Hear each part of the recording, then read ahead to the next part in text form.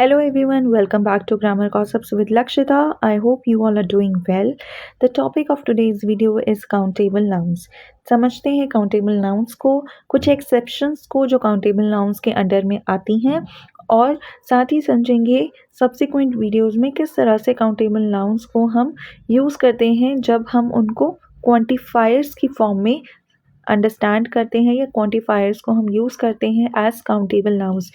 आज की वीडियो थोड़ी सी शॉर्ट वीडियो है क्योंकि ये एक इंट्रोडक्टरी वीडियो है काउंटेबल नाउन्स की, जिसमें मैं आपके साथ काउंटेबल नाउन्स की डेफिनेशन, कुछ एग्जांपल्स और कुछ एक्सेप्शंस आपके साथ डिस्कस करूंगी, क्योंकि इसकी जो सब्सिक्वेंट वीडियोस हैं या सब्सिक्वेंट पार्ट्स होंगे इस टॉपिक के, उसमें मैं आपके साथ क्वांटिफायर्स को डिस्कस करूंगी जो कि डिटेल्ड टॉपिक है।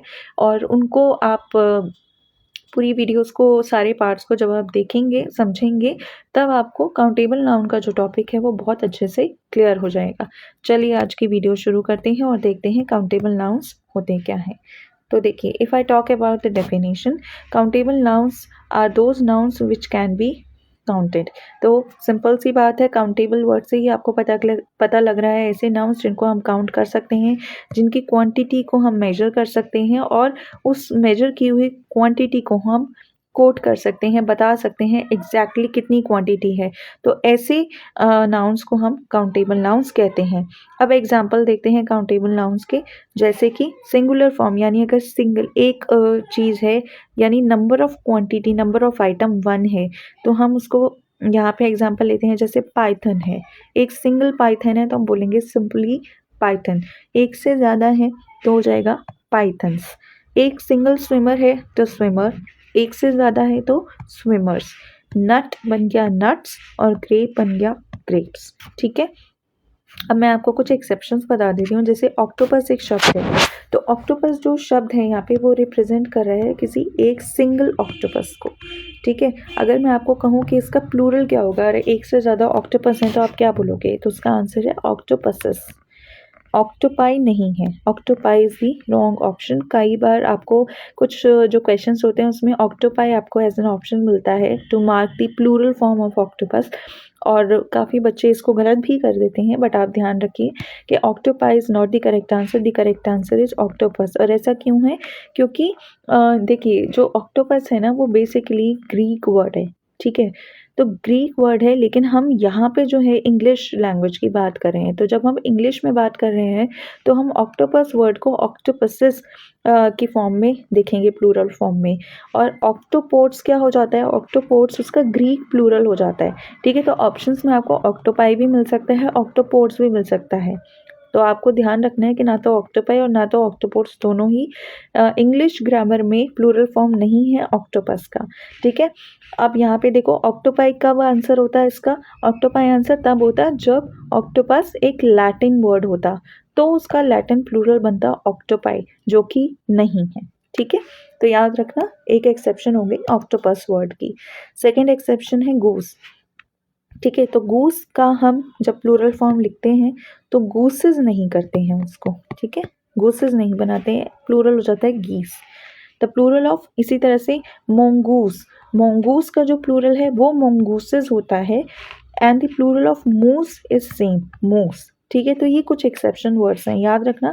आप ये मत सोचना कि अगर गूस का प्लूरल गीस है तो मोंगूस का प्लूरल मोंगीस होगा, नहीं। मोंगूस का प्लूरल होता है मोंगूसेस और मूस का प्लूरल होता है मूस। ना तो ये चेंज हो रहा है, ना इसमें कुछ ऐड हो रहा है। ठीक है, तो ये याद रखना। तो फर्स्ट एक्सेप्शन आपको पता चल गई है ऑक्टोपस वर्ड, सेकंड है गूस वर्ड, थर्ड है मोंगूस और फोर्थ है मूस।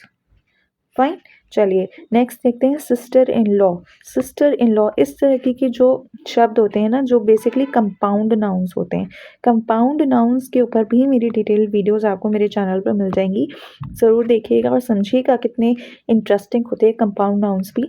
तो कंपाउंड नाउन्स को जब हम प्लूरल फॉर्म में कन्वर्ट करते हैं तो वहाँ पे क्या करना होता है, जो प्रिंसिपल वर्ड होता है ना उसको प्लूरलाइज करते हैं।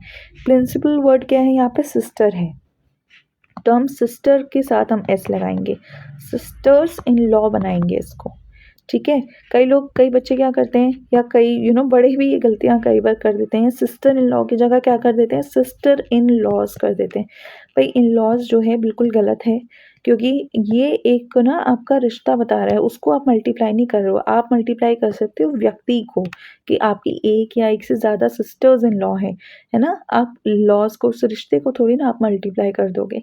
तो थोड़ा सा लॉजिकली भी सोचो तो आपको पता चलेगा कि किस तरह से प्रिंसिपल वर्ड को ही हमें यहाँ पे प्लूरलाइज करना है। ये तो मैंने आपको एक एग्जांपल दिया है। मैं जैसे कि आपको मैंने कहा कि कंपाउंड नाउन्स के ऊपर मैंने बहुत डिटेल वीडियोस बनाई हैं, बहुत सारे एग्जांपल्स मैंने डिस्कस किए हैं वहाँ पे।